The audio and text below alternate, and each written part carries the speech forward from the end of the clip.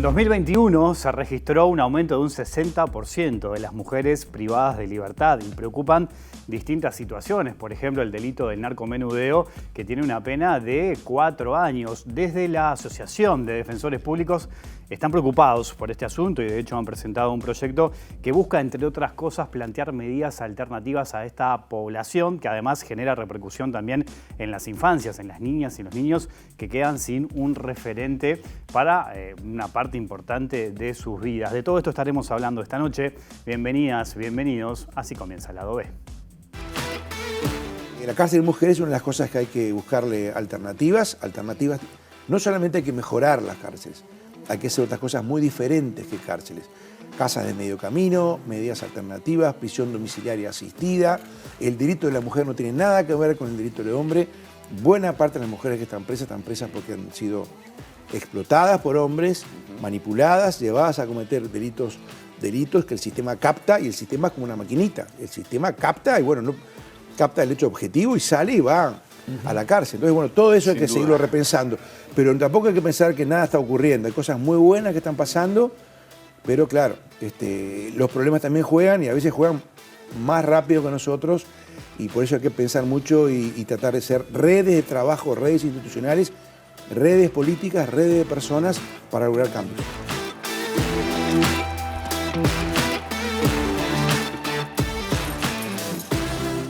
Y este tema tan importante estaremos hablando esta noche aquí en vivo, en Lado B, en la pantalla de TV Ciudad, con la doctora Victoria Muraña, que es integrante de la Asociación de Defensores Públicos de nuestro país. Doctora, gracias por acompañarnos. Bienvenida a Lado B. ¿Cómo está? Muchas gracias.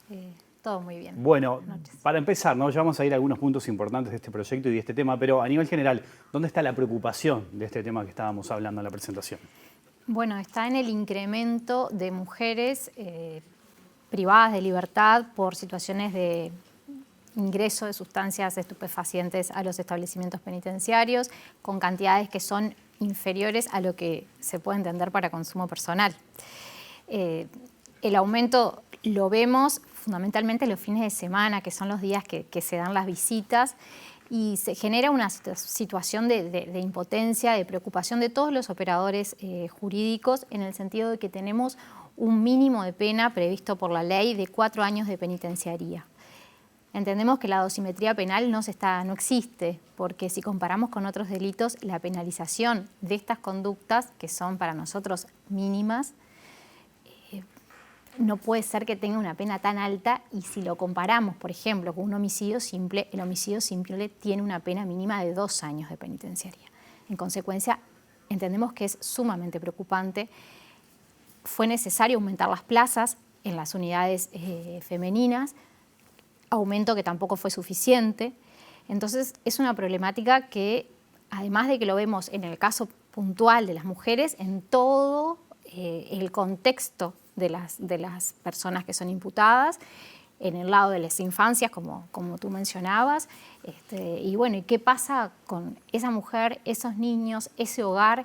Hay una alteración absoluta, una situación que tal vez, y muchas veces pasa que no saben, o sí saben, pero no lo ven como un delito, o están bajo presión o extorsión o violencia de género, que hace que cometan estas conductas que son tipificadas con esta gravedad.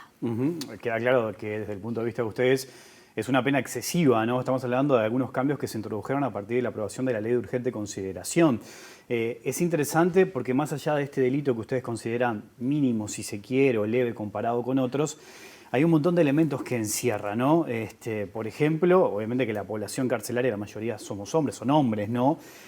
Y hay que ver, y es interesante ver el fenómeno de las mujeres que terminan, quizás tras las rejas por esto. ¿Qué característica tiene esa población, por ejemplo, de estas mujeres que muchas veces llevan sustancias para consumo personal y terminan con una pena de 4 años?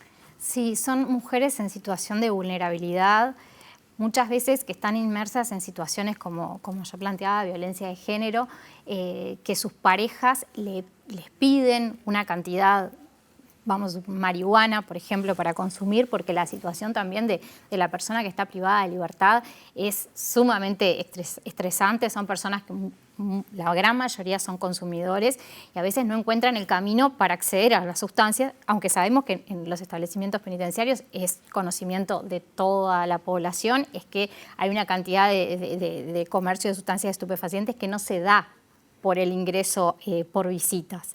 Entonces, claramente necesitamos ver a la mujer no por ser mujer, sino por todo el contexto que implica. Muchas veces pasa que dentro de la cárcel también extorsionan a los privados de libertad y ellos al trasladarle a algún familiar, a su madre, a su hermana, a su tía, a su pareja, esta situación se ven extorsionadas para ingresar la sustancia al establecimiento bajo amenaza de consecuencias realmente graves contra sus propias vidas. Ustedes vienen trabajando ya hace un tiempo en un proyecto, ¿no? Que entre otras cosas, en línea general, yo planteaba recién, busca medidas alternativas. ¿Qué es lo que proponen concretamente? Bueno, sí, nosotros desde la Asociación de Defensores, específicamente desde la Comisión Penal, hay dos defensoras particularmente que por medio de redes sociales, tal vez algunos las conocen, que son la doctora María Noel Rodríguez Nada y la doctora Virginia de los Santos, han hecho bastantes planteos. Desde la Comisión Penal de la Asociación de Defensores se elaboró este proyecto que se presentó a algunos legisladores, que lo que busca justamente es eso, buscar medidas alternativas, porque en este contexto legislativo no tenemos una solución alternativa que no sea la privación de libertad, con lo que ello implica, y siendo personas además muchas veces primarias, que nunca cometieron ningún tipo de delito. Son jefas de familia, son madres, que en un segundo pueden llegar a estar 4 años privadas de su libertad, sin derecho a libertad anticipada, sin derecho a redención por trabajo y estudio, porque así se previó en la ley para los casos de delitos relacionados con estupefacientes. Ese es un punto importante, porque no está contemplado la reducción de pena por trabajo o estudio en este caso. En los casos de delitos relacionados con sustancias estupefacientes, una de las modificaciones también fue el tema de las redenciones.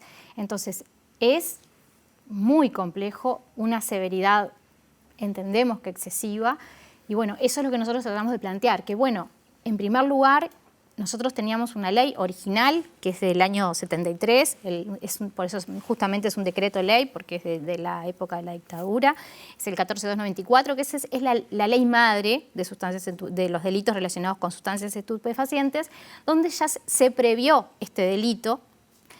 El tema fue que con el paso del tiempo se dictó otra ley, que fue la 17.016, que fue en el año 1998, que previó que estas situaciones fueran un agravante de los delitos, pero no delitos independientes. Entonces, esa ley, la 17.016, derogó tácitamente la regulación de la 14.294. Pero ¿qué pasó? Con la ley de urgente consideración, la ley 19.889, se reflotó la existencia de ese artículo 36 como un delito independiente. Entonces se volvió a aplicar ese mínimo de 4 años. ¿Qué pasaba antes? ¿Qué pasaba en la práctica? Porque es lo que puede generar, bueno, ¿qué hacían antes? Muchas veces cuando se interceptaba a la persona con la sustancia, simplemente se la sacaba y les decían no vuelvan más.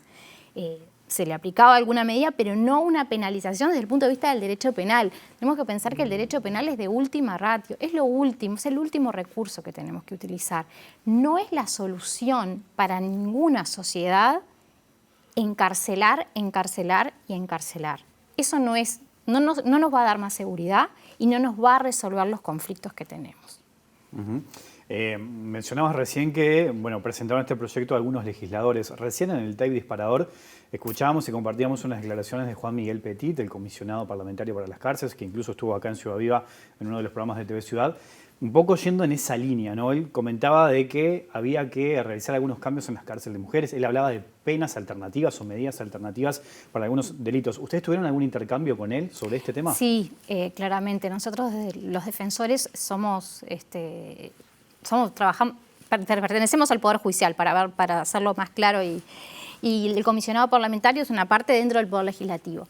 Pero los defensores tenemos un gran apoyo en la figura del comisionado parlamentario y todo su equipo por la variada cantidad de situaciones que se dan, y nos ayuda mucho los consejos y las recomendaciones que da el comisionado parlamentario, y una de ellas es la necesidad de medidas alternativas para este tipo de situaciones. Incluso desde la oficina del comisionado parlamentario también se está trabajando en un proyecto de ley. Estamos todos en la misma línea, porque entendemos que es una cuestión de legislación, una cuestión de legislar con perspectiva de género y una cuestión de que se están vulnerando los derechos de las infancias. Entonces, el contexto es complejo y que abarca no solo esa situación concreta de ingreso de esa pequeña situación, de esa pequeña cantidad de droga, pequeña, un poco más, un poco menos, pero esa conducta, sino que implica una cantidad de situaciones que después hay que resolver y que no es fácil. Hablábamos recién de esa devolución o ese intercambio con los legisladores. Estos cambios que estamos hablando se introdujeron, como decíamos recién, a partir de la aprobación de la ley de urgente consideración, una ley que fue muy discutida desde el punto de vista político, al punto que llegó a un referéndum, ¿no? En ese sentido, ¿qué expectativas tienen a la hora de ese intercambio con distintos legisladores de distintos partidos?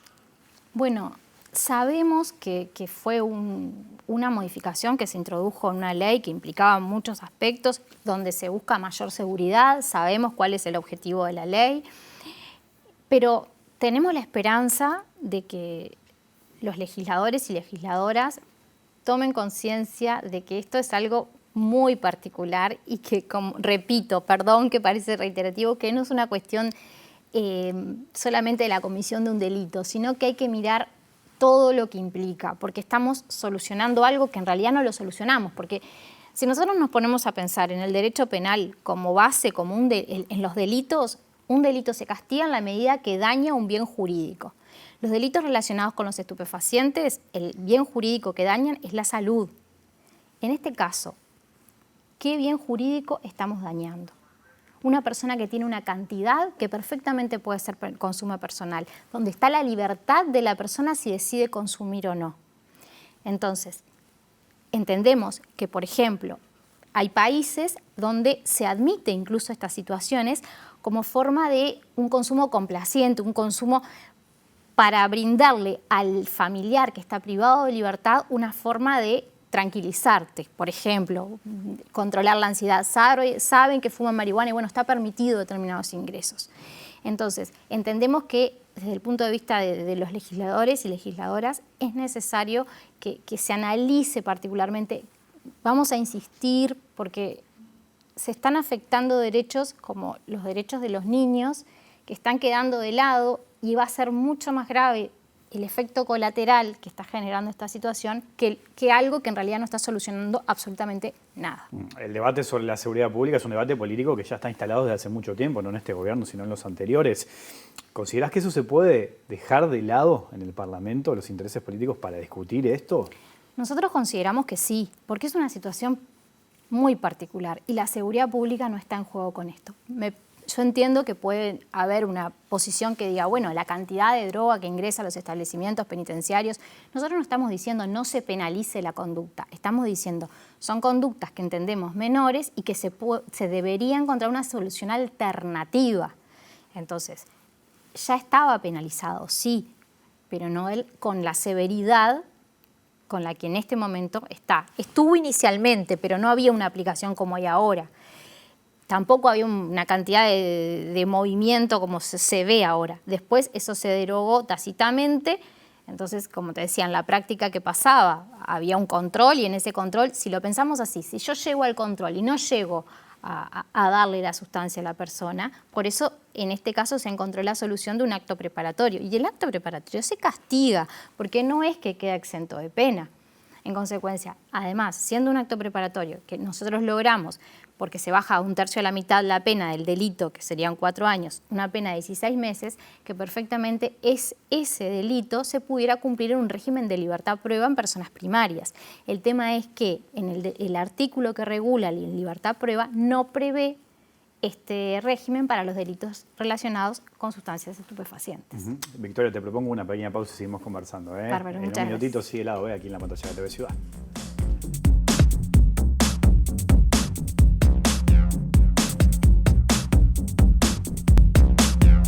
vivo aquí en Lado B, en la pantalla de TV Ciudad, conversando con la doctora Victoria Muraña, defensores públicos. Recién hablábamos, Victoria, bueno, de este planteo obviamente que sale de la asociación, y uno hace el análisis y parte de la base que tener defensores públicos con recursos consolidados es una forma también de fortalecer la democracia, la justicia de un país. Ustedes vienen reclamando ya hace un tiempo determinados aspectos en esta última rendición de cuentas también, porque son pocos, son 285, me puedes corregir, pero anda por ahí la cifra. Exacto, 285. Y ustedes sostienen que precisan muchos más. ¿Cuántos más, por ejemplo?